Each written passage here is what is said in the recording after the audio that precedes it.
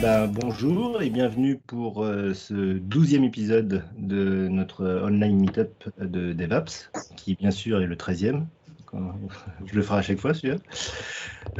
Aujourd'hui, on va avoir trois sujets. Un premier sujet, c'est le retour sur la Blazor Day qui a eu lieu jeudi dernier. Malheureusement, moi, j'ai pas pu participer et je crois que ça s'est très bien passé. Un événement donc, qui était organisé par DevApps avec Adrien, Denis et Christophe.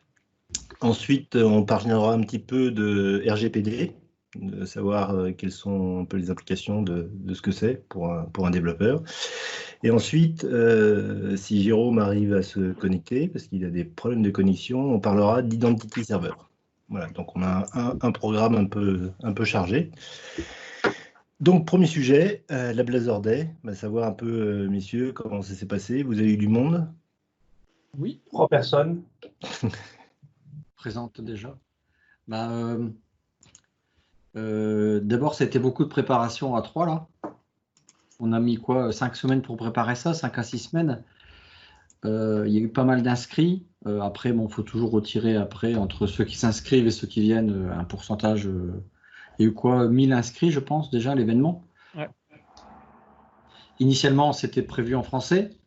Puis dès le départ, on s'est dit, oups, tous les speakers, ils sont quasiment anglophones. Du coup, on a réfléchi à une solution parce qu'il y a eu Daniel Ross, le numéro 2 chez l'équipe ASP.NET qui est en charge de Blazor, qui a voulu, qu'on a invité et qui a accepté tout de suite. Et donc, on a décalé ça sur un timing qui n'était pas évident. On ne pouvait pas faire ça 24 heures non-stop. Et donc, on a commencé à 17 heures jusqu'à 22 heures. 22h30. Ouais. À cette heure-là, ça a une importance. C'est vrai. Et donc, tout est en anglais. Qu'est-ce qu'il y a eu d'autre? Mais dépend, les deux. Il y a eu beaucoup de préparation, surtout. On a dû d'abord, récolter les mails. On a eu, comme tu disais, à peu près 1 millier d'inscrits au départ. Puis, il a fallu diffuser 1 mail, 2 mails avec tous les paramètres. Contacter tous les speakers, faire des tests de connexion avant, puisqu'on a utilisé un nouvel outil, un outil qu'on ne connaissait pas vraiment au départ, qu'on avait eu l'occasion de tester, mais pas en live, donc il a fallu tester avec eux. Ça a été une réussite, ce nouvel outil. Il marche vachement bien, si je vous le conseille. Ça fait partie un peu du succès, quand même. Comment ? Ça a aidé pour le succès aussi, quoi. Ça a aidé pour le succès parce que ça simplifie énormément de choses et ça prépare déjà tout l'aspect diffusion, et ça diffuse sur YouTube, sur Facebook, sur Twitch, sur ce qu'on veut, et c'est ce qu'on a fait. Et du coup, on a été surpris de recevoir sur les 1000 inscrits à peu près, on est monté, je pense, à plus de 500, 550, si je me rappelle bien. En constante, en fait. Il y avait toujours 500 personnes, puisque tout le monde ne regardait pas. Sur 6 heures de diffusion, tu n'as pas tout le monde qui reste 6 heures derrière l'écran, quoi. Et là, il y a eu un pic en nombre de vues. Adrien, tu t'en souviens peut-être? On était à 700 et quelques. Non, le nombre de personnes qui ont regardé, quel que soit l'horaire. Ah, tu veux dire l'unique ID, on était à 4141 ou 131 personnes au niveau à la fin. Donc, il y a eu plus de 4000 personnes qui ont vu le Blazor Day durant le live du Blazor Day. Durant le live, oui. Alors, il faut dire aussi qu'on était assisté par 2 personnes. Donc, il y avait Flobo qui est déjà passé ici dans DevApps de temps en temps. Il se trouve sur le Slack aussi. Et Charline, qui est une personne qui vient aussi de Microsoft maintenant depuis quelques semaines et qui ont fait ça de main de maître, donc de relancer les speakers, de poser des questions. Parce que techniquement, on ne se sentait pas capable d'avoir une conversation comme ça instantanée avec des anglophones, quoi. Oui, surtout in English, oui. Oui, et puis il y avait quand même du boulot parce qu'on n'a pas chômé derrière. Comme il y avait quand même pas mal de personnes sur le live, on récoltait les questions. On les synthétisait dans un document partagé, puis on choisissait les bonnes questions pour les soumettre à la fin. Donc, on n'a pas arrêté non plus, même entre les sessions. Et donc, pour parler du contenu, l'accueil de Blazor, de la présentation de Blazor, ça a été quoi? Ça a été, tout le monde a sorti les cotillons ou... Tout le monde déjà était rallié à la cause, puisqu'il était inscrit et il s'était inscrit une présentation Blazor, donc il savait déjà à quoi s'en tenir. Mais on a fait effectivement un petit sondage à la fin. Qu'est-ce qu'il va mettre lui? Un petit sondage à la fin pour voir un petit peu ce qu'il pensait des sessions. Et c'est vrai que la majorité sont assez satisfaits de ce qui existe au niveau Blazor maintenant. On a eu beaucoup d'échos positifs, mais encore une fois, les gens qui sont venus, bah, forcément, ils savaient que c'était du Blazor dessus. Donc il y avait quand même pas mal de personnes positives dans le bazar, quoi. Il y a Adrien qui essaye de faire marcher quelque chose, là. Il veut lancer un petit bêtisier qu'on s'est amusé à enregistrer. Mais je sais pas, on fait hello avant ou pas? C'est lors de nos préparations. Bah, en fait, dès que tu dis welcome machin, on peut dire hello. Tu nous laisses un petit blanc pour juste dire hello. Ok. C'est bon? Ouais. Welcome to the first edition of the Blazor Day. Quel monde de con! Non, mais Il a pas non, compris ce que lui a dit. c'est pas si dynamique. Je connais Adrien plus dynamique que ça, moi. Allez, vas-y. Hi everyone, welcome to the Blazor. Ah merde. Faut rire maintenant, monde de con. C'était combien de temps avant, ça? La veille. C'était la veille, je crois. C'était la veille qu'on préparait, je crois. C'est foutu. Si je me rappelle bien. Mais Donc ça vous donne un peu l'ambiance qu'on a eue pour on vient de passer à 2 préparer abonnés. ça. En fait, mais même après, bon, nous, on était techniquement parlant, il y avait nos MC, quoi, nos managers, comment on appelle ça, nos présentateurs. Pourquoi tu mets pas une casquette maintenant? Et nous, avec Adrien et Denis, on était sur un Teams séparé et on discutait de ce qui se passait en fait sur les chats. On gérait tout ça et on gérait les questions qui arrivaient. À la fin de chaque session, nos présentateurs, en fait, on leur balançait les questions à mettre directement, à poser directement au speaker. Donc, il fallait qu'on les trie, il fallait qu'on filtre. Mais franchement, il y a des moments où on se marrait, quoi. Mais je crois que c'était aussi la fatigue, en fait. Sincèrement, le lendemain, moi, j'ai dormi comme une merde, quoi. C'était crevant, en fait. C'est dingue, hein, ça paraissait pas, mais c'était vraiment crevant, quoi. D'ailleurs, ce qui m'a fait marrer, c'est que on n'a pas voulu faire de pause. Parce qu'on avait eu l'expérience avec une session, un event similaire que Adrien, c'était le Global Blaze. Global Azure, le Blazor, non, le Global Azure. Le Global Azure, et en fait, on avait fait des pauses entre chaque session, et là, on avait un instantané sur YouTube, et on voyait que constamment, là, on perdait par contre en audition. Donc, c'est-à-dire, on va éviter les pauses, on va enchaîner les trucs. Et ça m'a fait marrer, c'est que sur une des réponses, en fait, finalement, il y a un gars qui a dit, c'est peut-être le seul qui a dû regarder comme tout le monde, il aurait aimé une petite pause à un moment donné, un entracte, quoi. Il devait faire pipi, le monsieur. Une pause toilette. Mais c'est vrai que mais je trouve que ça a bien fonctionné, cet aspect-là. Il y a deux choses, et c'est vrai que Christophe a eu cette idée-là aussi, de dire on va faire des sessions plus courtes, pas des sessions d'1 heure, mais des sessions de maximum une demi-heure, questions-réponses comprises. Donc on avait dit au speaker entre 20 et 25 minutes maximum. Et le fait de ne pas avoir du coup de pause, de pub, quoi, en gros. Donc c'était vraiment relancer les speakers, donc on passait aux questions et relancer le speaker suivant. Je trouvais que ça donnait un bon dynamisme aux présentations. Oui, c'est mieux. 25 minutes par rapport à 1 heure de présentation. Moi, 1 heure, franchement, des présentations d'1 heure, c'est trop long, quoi. Et 25 minutes, c'est carré et il faut que le speaker y prévoit. Bien, avant de passer au sujet suivant, il y aura un Blazor Day 2, le retour. Sûrement, ouais. On ne sait pas encore. Là, on va prendre des vacances, mais ouais, je pense, la majorité des gens qu'on a sondés, ils auraient voulu déjà dans les 3 mois encore, mais non, 3 mois, c'est un peu trop juste, mais tous les ans, je sais pas. En fait, je pense que ça va dépendre s'il y a des grosses sorties après Blazor. Mais c'est vrai que pour revenir à ce que tu demandais, Richard, il y a un grand dynamisme au niveau communauté. Il y a quand même pas mal de personnes qui ont l'air intéressées avec ces technos. Je dis c'est parce que Blazor, il y a du Blazor Server, du Blazor WebAssembly, enfin il y en a un peu toutes sortes maintenant. Et il y avait quand même pas mal de personnes intéressées sur tout ça. Et la session générale, entre guillemets, qu'a fait Daniel Ross en premier, ça a donné vraiment un survol de tout. Et après, on a eu des petites sessions sur tous des sujets complètement différents, quoi. Il y avait la validation des formulaires, il y avait des aspects de sécurité, il y avait vraiment des points vraiment bien dédicacés comme ça en 25 minutes, ça donnait pas mal. Et donc, tout le Blazor Day est disponible sur YouTube, sur la chaîne YouTube de DevApps. Ouais, C'est c'est ça, ça. et dans les bonnes librairies. Et dans les mêmes librairies. Ouais, il est allé sur Bien. DevApps et sur la chaîne DevApps, elle est là.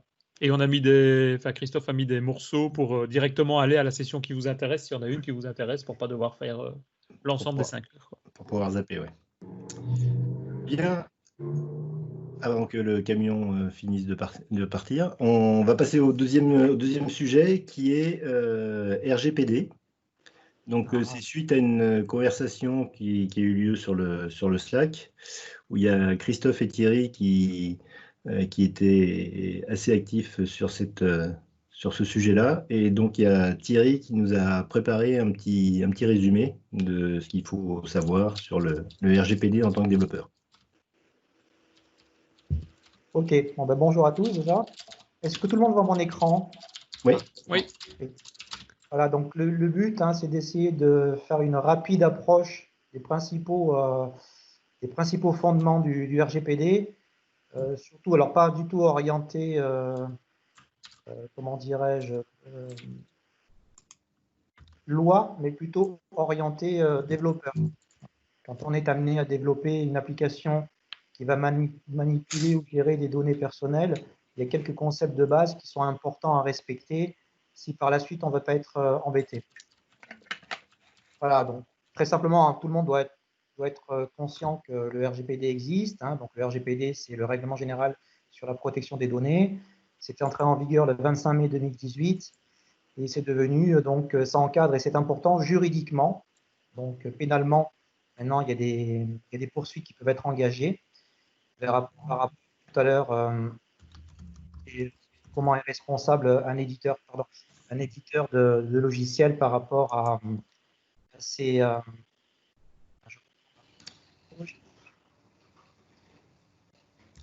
on t'a perdu. Ouais, vous me voyez là? Oui. Oui, oui. On voit ton PowerPoint. Ah, j'arrive pas à le. C'est pas PowerPoint, ça. Ah oui, d'accord, c'est LibreOffice. Ouais, C'est parce que tu es sur LibreOffice, c'est pour ça. c'est ça.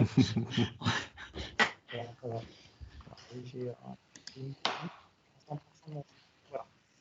Voilà, donc l'idée, bon, c'est juridique, donc c'est important, on verra par la suite. Ce qui est important aussi, c'est que le principal idée du RGPD, c'est de protéger l'utilisateur.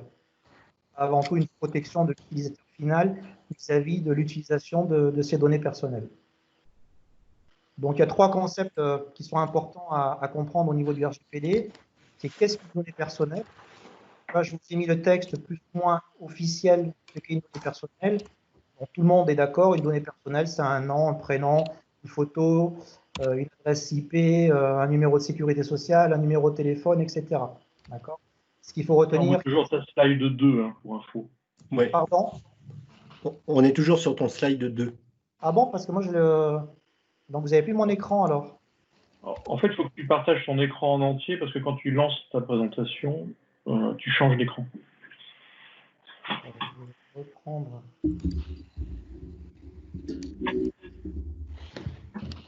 On va repartager. Et il y a Christophe qui a une question. Oui, j'ai une question. En fait, on m'avait dit que le RGPD initialement, alors c'est peut-être une mauvaise critique, ça avait été fait pour les GAFA-GAFAM et que l'adaptation pour les plus petites structures, en fait, finalement, ils s'en fichaient, quoi. Non, c'est faux. On va voir que les petites structures, notamment les éditeurs comme nous, maintenant, on est juridiquement, on peut être pénalement responsable. Je dis pas qu'on ne doit pas faire, c'est que parfois, c'était pas adapté, en fait. Alors, c'est vrai que c'est contraignant, on va le voir, mais on est obligé au jour d'aujourd'hui de s'adapter aux règles du RGPD, même si on est une petite structure. Vous voyez mon écran là? Ouais. Voilà. Slide 2. Donc, ce qui est important, c'est voilà, qu'est-ce qu'une donnée personnelle? Donc, comme je disais, on est tous d'accord qu'une donnée personnelle, c'est un nom, un prénom, une adresse mail, un numéro de téléphone. Donc, ça, on est d'accord. Ce qui est important aussi, c'est que voilà, c'est cette phrase, c'est peu importe que ces informations soient confidentielles ou publiques. Même si dans une base de données, je stocke des données que j'ai récupérées de manière publique sur Internet, sur une personne, ça devient des données personnelles sur cette personne et je dois avoir son consentement. Donc, c'est vraiment important au niveau de la donnée personnelle.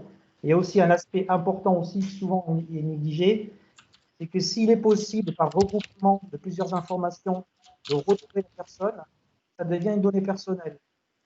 Si par exemple, dans une base de données, je gère, par exemple, l'âge, le sexe, de ces données à détecter qu'il y a une personne qui a ce diplôme dans une ville, ça veut dire que je suis capable d'identifier la personne de manière unique, donc ça devient des données personnelles. Voilà, donc ça c'est vraiment, on y reviendra plus tard, la donnée personnelle, c'est vraiment un aspect litigieux sur lequel, en tant que développeur ou SS2I, fournisseur de solutions ou sous-traitant, puisque ça s'appelle un sous-traitant dans le RGPD, il faut vraiment être vigilant là-dessus. Et je t'interromps encore un peu parce que je me demande si toi, tu n'es pas sur d'autres slides que tu nous montres. Ouais. Nous, on est en train de voir l'éditeur. Tu as démarré la première diapo en Ouais. F5, mais on est sur le slide 4.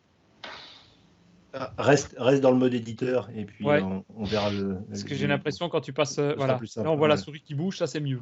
Vous le voyez celui-là, le données personnelles? Voilà, ça y est, là, on ouais. voit le CL3. Ok, bon, bah alors c'est le mode plein écran qui ne marche pas alors. Ouais. Ok, bah, je vais rester là-dessus.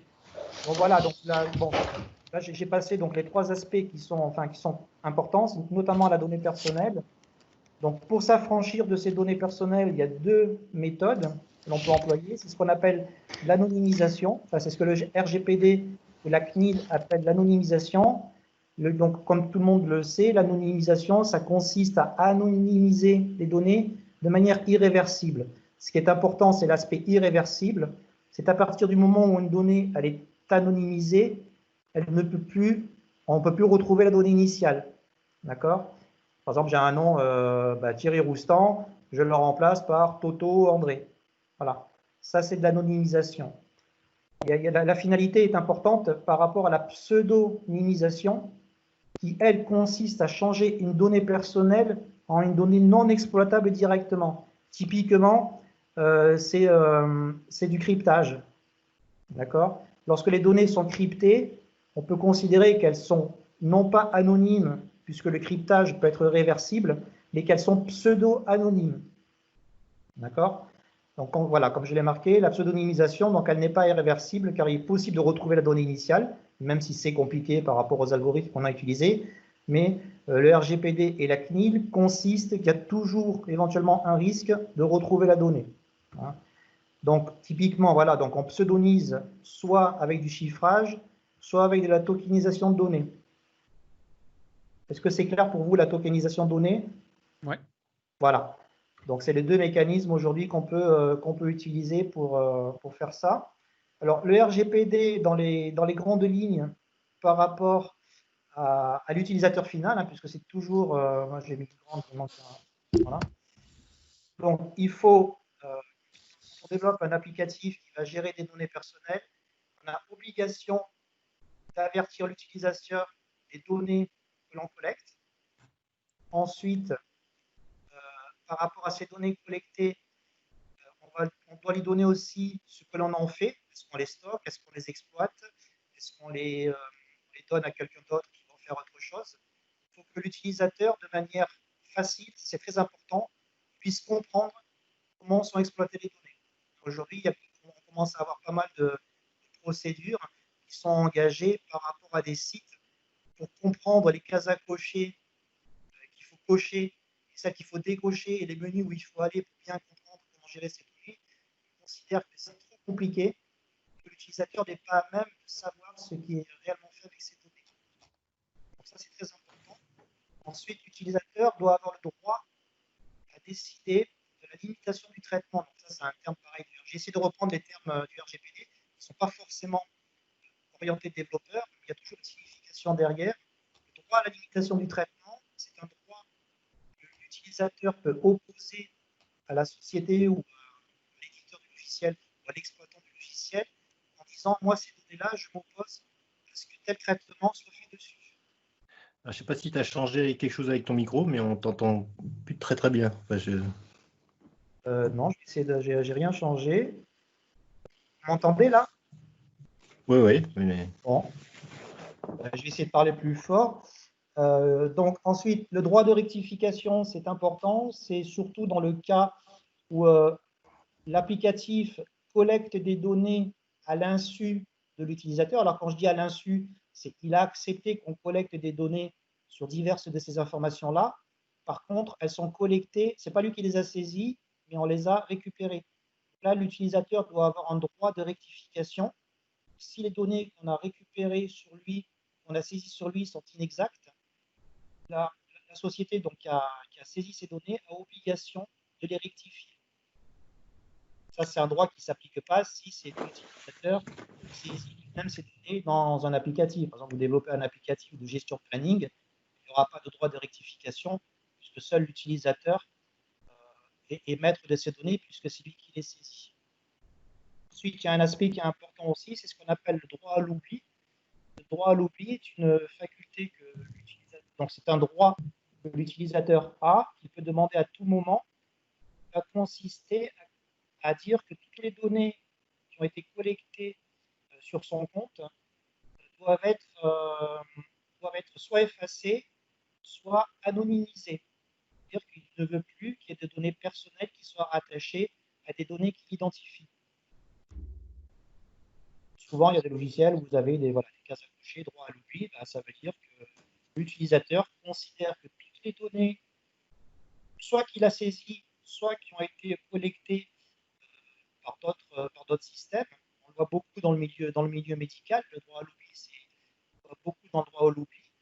Un utilisateur peut demander à un hôpital le droit à l'oubli sur ces données, c'est-à-dire que tout ce qui a été fait sur ce dossier, ces analyses, ces prescriptions, ces interventions, en fait, vont être anonymisées, rattachées à ces données nominatives.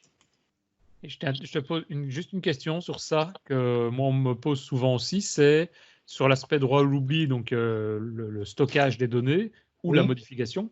Oui. Bah, il y a évidemment la base de données, mais quid de tout ce qui est backup par exemple ou retour en arrière historique, si on prend de l'Azure DevOps, de l'Azure SQL, pardon, on peut revenir en arrière et le droit à l'oubli, ça devient compliqué, quoi.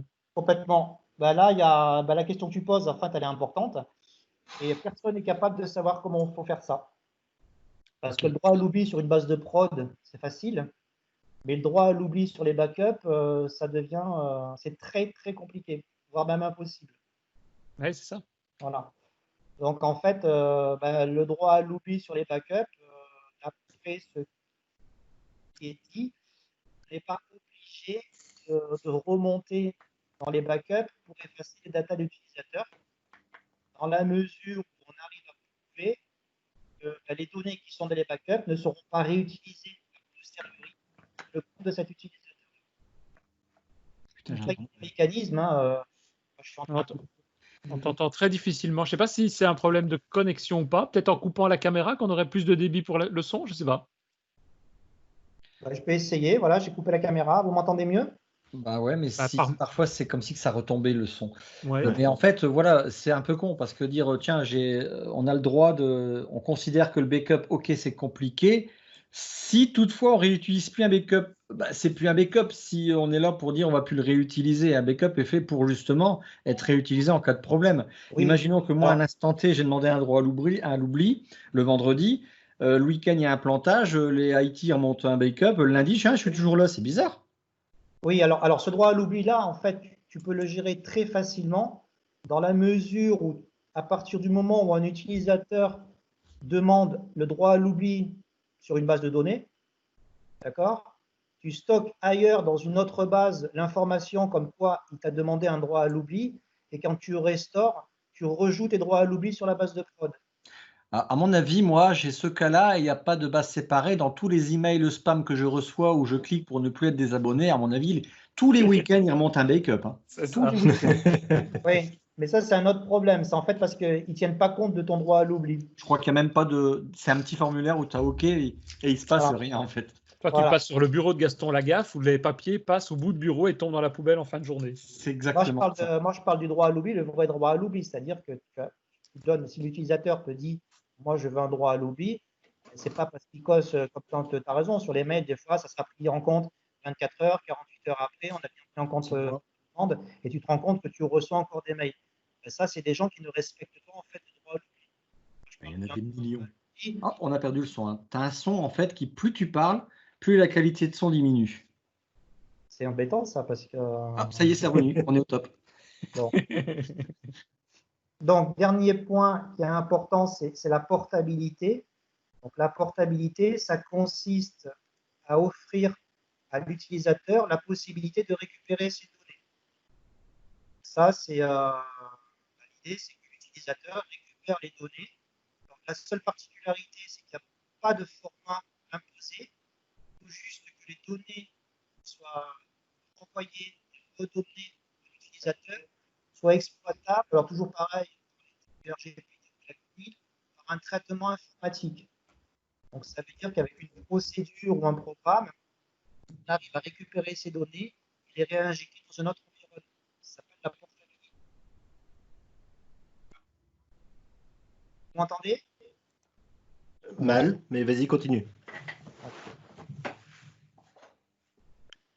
Donc, il y a des règles. Hein. Si vous cherchez sur Internet, vous verrez, il y a une notion de RGPD, Privacy by Design. L'idée, en fait, c'est que quand on a un applicatif qui va gérer des données personnelles, c'est de prendre en compte dès l'analyse la notion de données personnelles et pas la traiter plus tard. La traiter plus tard, ça peut poser des problèmes de conception logicielle. Hein. Je prends un exemple, vous faites une base de données avec le nom de la personne et puis au début, vous considérez… Vous m'entendez toujours? En fait, il faut que tu fasses des pauses le temps que les mots que tu mets bout à bout viennent chez nous. Ouais, Parce que dès que tu fais des pauses, c'est bon, ça repart. Bon, pas facile. Hein. Non, c'est dur. Non. Voilà. C'est X, hein, après. Donc voilà, donc l'idée, c'est de prendre dès le départ en compte la notion de données personnelles dans l'analyse. C'est important. On va être embêté par la suite. Quand on développe un applicatif qui gère des données personnelles, l'idée aussi, c'est d'anticiper qu'une fuite de données va arriver. Donc, à partir du moment où on sait que la fuite de données va arriver, l'idée, c'est de prévoir et d'anticiper les risques. Au moins être capable de donner le risque de manière précise à la personne pour laquelle on a développé l'applicatif. Ce qui est important aussi, et c'est souvent vrai dans notre métier, c'est la transmission des données. Je m'explique, développer un logiciel pour votre client qui exploite les données personnelles. Il faut dès le départ prévoir que l'utilisateur pourra vous envoyer un backup de sa base pour débugger, pour faire du support. Si dans sa base de données, il y a des données personnelles qui sont en clair, il vous envoie la base de données telle qu'elle. Il y a un certain niveau, on le verra après, de responsabilité qui vous incombe. Si vous avez une fuite de données dans votre entreprise, c'est vous qui êtes responsable. Vous m'entendez? Faut-il encore savoir que la fuite vient de chez nous? Tout à fait.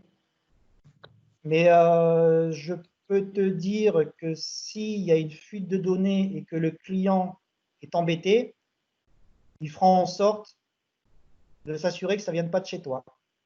Mais tu as raison. Voilà. Le plus simple dans ce cas-là, c'est de se dire, je me protège un maximum, pas que ça arrive. En fait, je te coupe, mais à ce moment-là, ce qui va être important, c'est de montrer aussi la bonne foi. C'est-à-dire que si tu as prévu justement ce système de transmission de base de données dans lequel on a anonymisé les données personnelles, ça joue beaucoup la bonne foi. Si déjà tu avais prévu ça et que tu dis, regardez, si vraiment ça va jusqu'à un huissier qui vient chez vous, hein, on est déjà dans le positif. Alors, je suis d'accord avec toi. Alors, tu as dit un terme très juste. Si déjà tu as anonymisé les données, si en amont les données sont anonymisées, ou si la base que tu reçois comporte des données qui sont anonymisées, tu n'as plus de problème. C'est pour ça que c'est important de le prévoir dès le départ. Moi, dans mon ancienne boîte, on était spécialisé sur des logiciels dans le médical. Donc, on travaillait avec énormément de données personnelles et très sensibles. Ça allait même jusqu'à gérer les préférences alimentaires des patients, donc c'est-à-dire des cachères, des sans-ports, etc. Donc des données qui touchaient aux religions. Et en fait, se protéger et se prémunir d'un éventuel risque de fuite de données chez nous, on avait dès le départ, enfin pas dès le départ, mais on avait développé des solutions qui nous permettaient de prendre la base de prod, de l'anonymiser dans une base temporaire, et le client nous envoyait la base temporaire. D'accord? On est Thierry Roustan qui a telle maladie, ou on a qui a un Toto André qui a telle maladie, ça ne nous empêchait pas de faire du support. Par contre, notre base, elle était complètement anonyme. Et chez nous, on était tranquille. Quand tu dis anonymiser à ce niveau-là, c'est juste remplacer le login et le mot de passe, c'est suffisant? Le login, l'utilisateur, le nom et le prénom, ou Voilà. c'est suffisant? En fait, nous, on avait utilisateur, nom, prénom, nom de jeune fille, date de naissance. Donc, date de naissance aussi? Parce que tu ne sais pas identifier quelqu'un avec une date de naissance. Bah, non, si, non, mais comme je disais tout à l'heure, une date de naissance plus autre chose, tu arrives à l'identifier. Tu fais du recoupement, oui. En regroupement de données. Ouais, Et ça devient de fait une donnée personnelle. D'accord? Moi, si tu veux, que la personne. Alors, quand on anonymisait, par exemple, une date de naissance, par exemple, le 1er février 65, eh bien, on mettait le 15 janvier 65. Pour nous, ça restait une donnée cohérente parce qu'on changeait que quelques jours. Et du coup, ça devenait une donnée qui n'était plus personnelle, puisque rattachée à un nom et un prénom qui, eux, étaient anonymisés, il n'y avait plus de possibilité de regroupement. C'est ça qui est important. Il faut faire attention, quand on anonymise, de bien veiller à ce que même si c'est anonymisé en se disant la date de naissance, c'est pas grave, mais la date de naissance plus autre chose, ce qu'on appelle le regroupement, ça peut permettre de retrouver une personne. Mhm. Et ça, c'est pas neutre. Parce que si vous ne le prévoyez pas dès le départ, c'est des procédures qu'il faut mettre en place avec un environnement de test, un environnement de sport. Ça prend de la place, il faut le prévoir sur le serveur sur lequel est hébergée la base de données, il faut monter les procédures. Il vaut mieux les faire dès le départ qu'à posteriori. Et au moins, il n'y a plus de. On limite le risque au niveau des données personnelles, puisque les données que l'on reçoit ne sont plus personnelles. Ouais. Donc là, je vous ai mis les mauvaises pratiques, hein, c'est celles qu'on a tous fait quand on pouvait les lire, hein, si vous n'entendez pas, c'est celles qu'on a tous fait quand on a démarré un projet. La confidentialité, on la verra plus tard. Ne pas être limité, c'est je pense que j'ai fait aussi. Collecte un maximum de données. Là, on t'entend plus du tout. Vous m'entendez là ou pas? Quand tu dis ça, oui. Ça va être pas très intéressant là. Bon, ben, sinon, regardez le principe. Voilà, donc je vous ai mis le guide, en fait, ce que j'appelle des mauvaises pratiques. Il y en a une qui est importante, c'est la seconde, c'est pour ne pas être limité, collectons un maximum de données. Ça, au jour d'aujourd'hui, légalement, par rapport au RGPD, c'est considéré comme une faute. C'est-à-dire qu'une société peut être tenue responsable si elle collecte plus de données que nécessaire. Elle peut être attaquée, tout du moins dans ce sens-là. Ça, c'est important. Tiens, justement, là, moi, je suis sur un planning en ligne et j'ai pensé justement l'inverse, donc la bonne pratique. Un truc tout con, dans mon logiciel en dur, logiciel desktop, j'avais un maximum pour les ressources d'un planning d'information qui ne servent à rien, mais bon, ça fait 20 ans que c'était comme ça. C'est pas une raison, tu me diras. Mais là, le planning qui est en ligne, du coup, pour les ressources, je me suis dit, après, avec mon expérience utilisateur, nom et prénom dans une ressource. J'ai dit, m'en fous. Maintenant, j'ai mis nom. Tu sais, est-ce que j'avais besoin d'avoir une adresse? À une époque, ça a dû être utile pour un client en 1932. Là, maintenant, je dis plus rien. Donc, en fait, maintenant, mes ressources, j'ai été au plus petit dénominateur commun. Tu vois ce que je veux dire? Voilà, ben ça, c'est une. Parce que du coup, j'avais besoin de quoi? Et là encore, j'ai 3 champs. Écoute, et je suis embêté. J'ai le nom, l'email et le téléphone. Parce que je me suis dit, quelqu'un qui va planifier pour quelqu'un, j'ai besoin d'avoir son téléphone pour lui dire, tiens, lundi, est-ce que tu peux venir? Mais dans l'absolu, tu as tout à fait le droit de collecter ces données dans la mesure où l'utilisateur en est averti et il sait que tu en fais. Si par exemple, tu lui dis que l'email qui te fournit, tu t'en sers pour avertir, par exemple, ses contacts, ça va. Si par exemple, cet email, tu t'en sers, toi, pour faire de la pub, tu es obligé de lui, non, mais tu es obligé de lui dire, par contre, il doit avoir le droit de dire, moi, ça, je ne peux pas. Oui, voilà, c'est facultatif. C'est-à-dire qu'il a la possibilité d'avoir un champ, c'est ce que j'appellerais, alors c'est pas un champ dit libre de saisie, parce qu'à un moment donné, je me suis bien renseigné au niveau RGPD, et c'était très embêtant. Dans mon logiciel desktop, j'avais un champ commentaire. Mais avec RGPD, ça devenait limite embêtant, parce que fallait avertir tes clients, même lors des formations, je leur dis, faites gaffe, c'est un champ libre de saisie, faites gaffe à ce que vous mettez dedans. Et là maintenant, j'étais hyper sensibilisé à ça, et je suis revenu à des trucs où plus besoin, quoi. Tant pis pour les commentaires, ils iront mettre ça ailleurs, quoi. Mais c'est très dangereux des champs dits libres de saisie. Ouais, Et après, je me suis dit, les gens qui ont Excel et qui font leur planning sur Excel, ça, des champs libres de saisie, non en foison, mais bon. oui, mais bon, tu n'es pas responsable de ce qu'ils mettent dans Excel. Bah, est-ce que je suis responsable de ce qu'ils mettent dans mon logiciel desktop? Alors, tu n'es pas responsable de ce qu'ils mettent dans ton logiciel desktop. Par contre, tu vas être responsable de la sécurité, de la confidentialité de leurs données.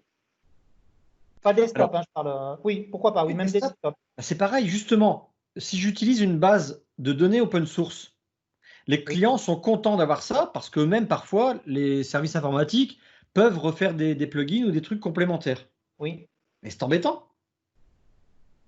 pourquoi? Pas parce qu'ils ont accès à la base de données. Elle est chez eux, la base de données. Elle est Ah dans oui, un dossier partagé. non, mais ça, ce n'est pas un problème. Toi, tu as tout à fait le droit. Moi, mes clients, c'était que des hôpitaux et toutes les bases de données étaient sur les serveurs des hôpitaux. Donc, la sécurité de la base chez le client, ce n'est pas ton problème. Ah bon? Tu ne pourras jamais être tenu responsable de la sécurité et de la fuite de données chez le client. Sauf si c'est toi qui as sécurisé le serveur, tu leur as garanti un certain degré de confidentialité et de sécurité. Putain, tu es en train de me rassurer beaucoup là, parce que justement, je m'inquiétais sur ce point-là. Parce que je Non, dis à un moment, putain, je suis pas responsable de votre mot de passe de votre Windows ou de votre serveur. voilà. Tu vois ce que je veux dire? Voilà, ça, tu n'es pas responsable. Par contre, alors, tu n'es pas responsable à ce niveau-là, mais bon, il faut savoir que lorsqu'un client va être dans la merde, en toute logique, il va essayer d'ouvrir son parapluie, il va arroser un maximum. Où tu peux être embêté, c'est si par exemple le client dit ouais, mais moi, mes données ont fuité, par contre, je suis désolé, mais l'éditeur, il n'a même pas crypté les mots de passe et les adresses mail, elles sont en clair. Ah oui, bah oui. Là, il pourra éventuellement se retourner contre toi parce que tu ne l'as pas, il va être de mauvaise foi, je suis d'accord avec toi, Ouais. mais parce que tu ne l'as peut-être pas averti qu'il y avait un risque au niveau de la fuite de données. Ah ouais, ah ouais. Voilà, d'accord. Donc aujourd'hui, on est d'accord, on chiffre tous les mots de passe, les adresses mail, si on n'en a pas besoin, on peut les chiffrer, on peut les hacher, enfin, on peut faire beaucoup de choses. Voilà. Et ce qui est important aussi, là, je vous ai mis les responsabilités. Donc, les sous-traitants, en fait, c'est nous maintenant au niveau du RGPD. Et on est responsable au même titre que le responsable du traitement. Le responsable du traitement, c'est le client, en fait. Le terme RGPD, c'est celui qui exploite les données. Il y a une règle aussi qui est importante, et ça c'est toujours difficile à mettre en place, c'est que le sous-traitant, donc l'éditeur, doit alerter son client si le client demande une fonctionnalité qui est en violation du RGPD. Je m'explique. Je prends un exemple tout bête. Il y a un client qui vous demande de développer un site web pour commander des stickers. Vous m'avez entendu? Oui. Voilà. Et ce client vous dit, bon, ben moi, j'ai besoin de l'adresse du client, puis j'ai besoin aussi de sa taille, de son poids, de sa date de naissance et de ses préférences alimentaires. Je dis n'importe quoi.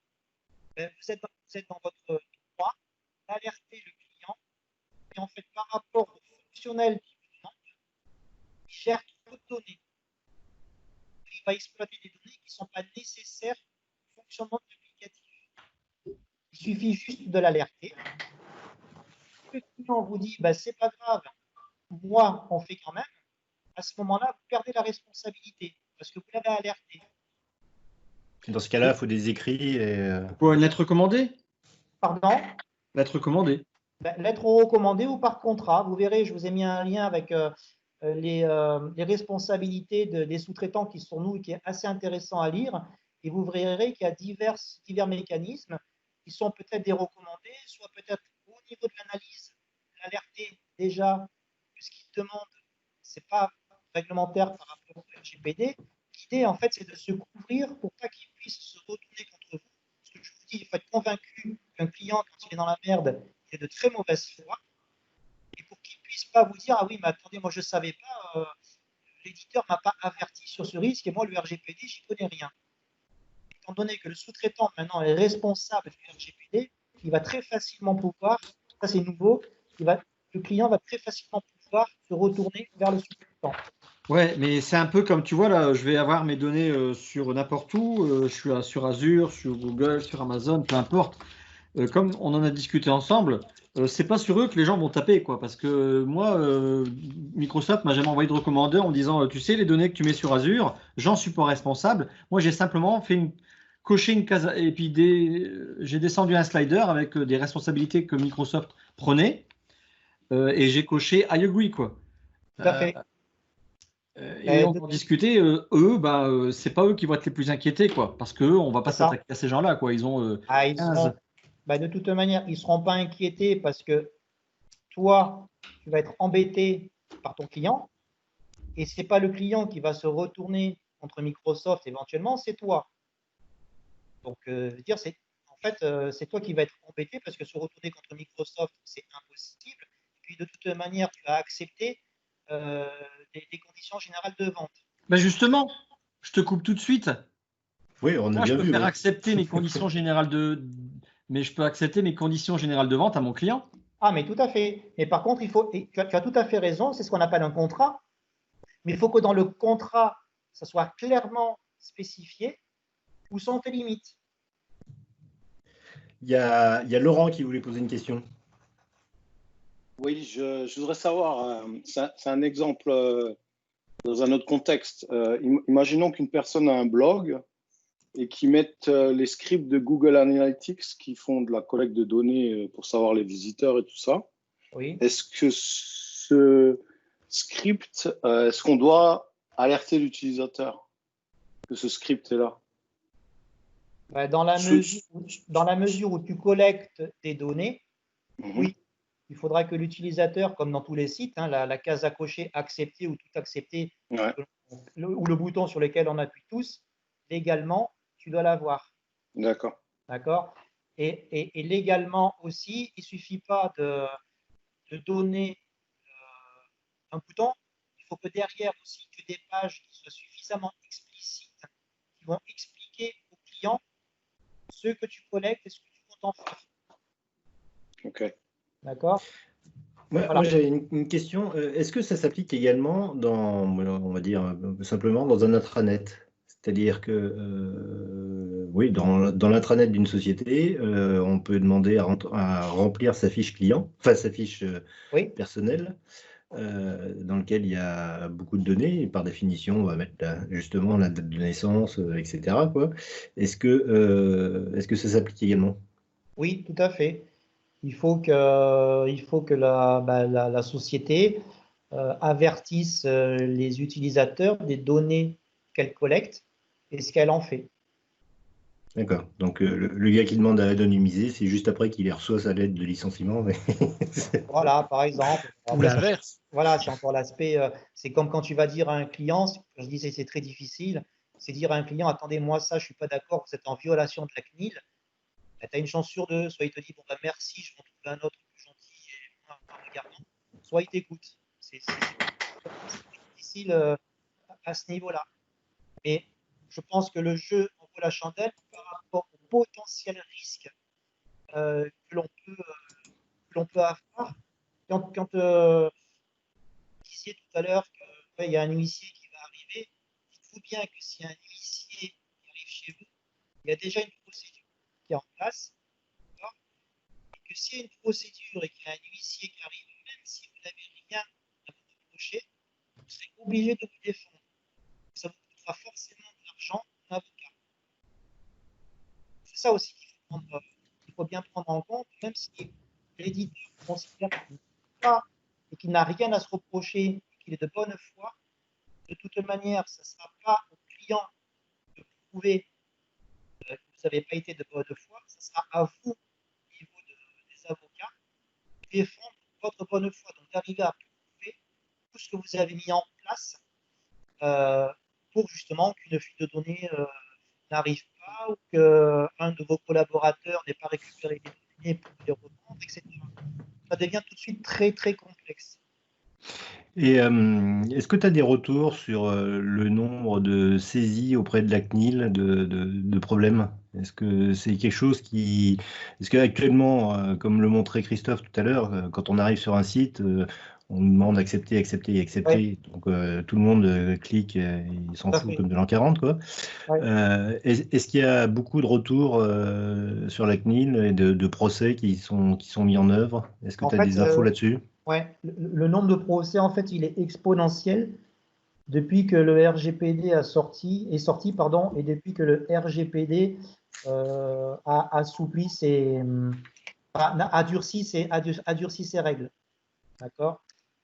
Le problème de celui que tu dis, aujourd'hui, on commence pas mal à avoir de parties civiles qui se constituent, qui commencent à gagner des procès sur des éditeurs qui ne sont pas forcément les GAFA, d'accord, qui sont des éditeurs de sites. Là, par exemple, il n'y a pas longtemps, il y a un éditeur qui a été condamné assez lourdement parce que sur son site, si on n'acceptait pas toutes les données collectées sur nous, on ne pouvait pas l'utiliser, son site. Donc, il a été condamné parce qu'en fait, ça, tu n'as pas le droit. Par rapport au RGPD, alors le RGPD, c'est chiant comme la mort, hein, ça fait des pages et c'est soumis à énormément d'interprétations.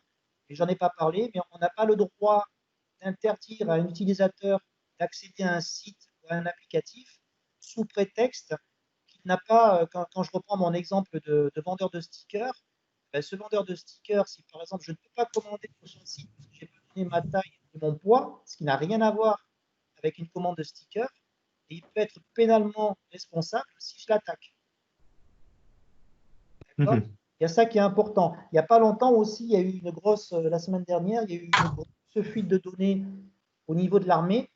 Il y a à peu près 800 000 comptes qui sont partis sur le Darknet avec le nom, le prénom, la date de naissance, les adresses mail, les salaires, les contrats de 800 000 militaires. D'accord ? Manque de bol, la fuite de données n'a pas été du côté de l'armée, mais elle a été du côté du prestataire de service qui développait l'applicatif. Et c'est lui qui s'est fait piller ses données. Ben, c'est pas compliqué. L'armée, maintenant, a engagé une procédure contre l'éditeur parce qu'elle considère qu'elle est pour rien. Ce que je vous disais tout à l'heure, c'est la responsabilité. Ça, faut être prudent. Et aujourd'hui, le RGPD, enfin, vous regardez sur Internet, communique largement, et la CNIL communique largement, que dès qu'il y a le moindre souci, on les alerte et ils font un plaisir d'aller chercher et d'engager des procédures auprès des personnes.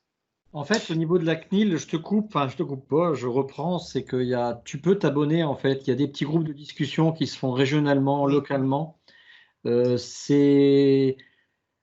suis dans plutôt une newsletter, pas un groupe de la CNIL, enfin un groupe local là, mais c'est chiant. Mais c'est chiant comme la mort. Moi aussi, des fois je lis, mais c'est énormément de textes qui sont très peu, à mon avis, adaptés pour les développeurs. C'est beaucoup plus adapté pour des juristes, et on n'est pas des juristes. Bah, c'est ça le problème. Et du coup, si tu veux, ça devrait être comme l'URSSAF ou les impôts, quoi. Tu devrais avoir un conseiller d'État qui vient, tu peux appeler, tu as un numéro, et puis tu dis voilà, j'ai ce problème-là. Et tu n'as pas ça. En fait, voilà, comme tu dis, c'est pour les juristes, mais en fait, nous, développeurs, bah, purée, c'est la merde, quoi. Il ne faut pas oublier qu'on est quand même nombreux à être des indépendants ou des freelances. Bon, des freelances encore, ils sont sous le cahier des charges d'une grosse boîte. Mais comme moi, bah, c'est très compliqué quoi, d'essayer de bien faire. Alors déjà, c'est bien, c'est d'avoir à l'esprit qu'il faut bien faire. Et après, bon, t'es Alors, arnaqueur ou pas, quoi. Mais voilà. ça Alors, suffit pas, en fait. ouais, Ça ouais, non, mais suffit pas. ça suffit pas. Alors, il faut savoir aujourd'hui, bon, je vous ai un peu fait peur parce que moi, j'ai envie que les gens soient conscients que le RGPD, les données personnelles, il ne faut pas rigoler avec parce que sinon, on est forcément emmerdé. Par contre, la CNIL et le RGPD, alors, je ne sais pas pour combien de temps encore, mais ils sont quand même assez compréhensifs par rapport à une société qui arrive à montrer qu'elle a été de bonne foi. D'accord? Si, par exemple, tu as fait un super soft avec des cryptages qui sont vraiment blindés, que tes clés, tu les as mis à un endroit très sécurisé et que manque de bol, tu te fais pirater ta société et que quelqu'un rentre et te vole des données, de toute manière, tu ne peux pas garantir qu'à 100%, ça n'arrivera pas. En toute logique, la CNIL ne t'embêtera pas. Le RGPD n'engagera pas une procédure contre toi parce que tu as quand même prouvé ta bonne foi. Par contre, si tu laisses sur un site FTP open bar où tout le monde peut se connecter sans mot de passe les données, je ne sais pas, d'un hôpital ou un truc comme ça, et que quelqu'un les récupère, là, oui, tu vas charger. Ce qui est normal d'ailleurs. Et justement, pour conclure, parce il est presque 18 heures, quels sont les risques si on enfreint le RGPD? Quelles sont j'allais dire, les poursuites que la CNIL peut faire? Et partage ton dernier écran, Thierry, parce qu'on l'a pas vu. Le dernier écran, c'est celui-là, là où je vous ai mis le. Non, non, j'ai coupé le partage tout à l'heure volontairement. Ah, Parce que pardon. je voulais faire voir un truc et donc ça a coupé le tien. D'accord, ok. Et il manquait ton dernier slide. Voilà, donc le dernier stade, voilà, il y a un article, mais je vous le remettrai sur le Slack. Ah, Il est très bien. intéressant, c'est le guide des sous-traitants que la CNIL a pondu. Alors, il date de 2017, mais il n'a pas beaucoup évolué, ça reste encore valide. Et c'est vraiment un guide qui donne toutes les bonnes pratiques et ce qu'il faut mettre en place quand on est sous-traitant. Et on est des sous-traitants, en fait, quand on développe un applicatif. Ensuite, dernier point, moi, je travaille sur un wiki sur le RGPD et un forum aussi sur le RGPD que je mettrai bientôt en ligne, sur lequel vous pourrez regarder un petit peu ce que bon me semble par rapport au RGPD, mais toujours orienté développeur, orienté juriste, parce qu'on y comprend rien. Donc, pour en revenir à ma question, parce que Christophe m'a chanté honteusement.